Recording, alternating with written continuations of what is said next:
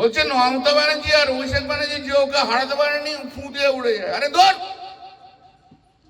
সুকান্ত মজুমদার, তোমার বাবা নরেন্দ্র মোদী, তোমার কাকা অমিত শাহ, তোমার আরেক কাকা নাড্ডা, তোমার আরো কত মন্ত্রী এই শ্রীরামপুর পার্লামেন্টে এসে মিটিং করেছিল।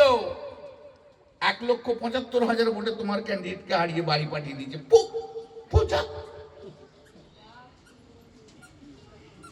আর শ্রীরামপুরে পদ্মফুল ফুটবে, ও নিজেই ফুল হয়ে উপরে উঠে চলে যাবে। বাজি রইল কত বড় হিম্মতদার। এটা একটা অধ্যাপক, ভাষা কি, কথাবার্তা বলে কি, নিশ্চয়ই টুকে পাস করেছিল, তাই জন্য অধ্যাপক পাস করে অধ্যাপক হয়েছে।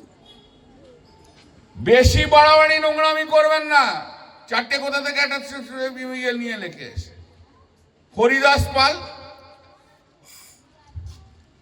ওই পার্লামেন্টে দাঁড়িয়ে তোমাদের প্রধানমন্ত্রী নরেন্দ্র মোদী ভয়কায় কল্যাণ ব্যানার্জিকে, তুমি তো একটা হরিদাস পাল, এটা হয়ে যাচ্ছে, মুখের কাছে চলে যাচ্ছে, একটা হরিদাস পাল। একটা বলেও কবে আসবে শ্রীরামপুরেও, সময়ের আগে থেকে জানাও।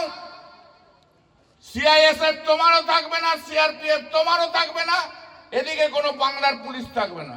তুমি বাড়ি ফিরে যাও কি করে আমি দেখবো। সুকান্ত, তোমাকে চ্যালেঞ্জ, পারলে কালকে চ্যালেঞ্জটা গ্রহণ করে টাইম আর সময়টা বলে দেবে, 24 তারিখের পর দেখে নিচ্ছি আমি।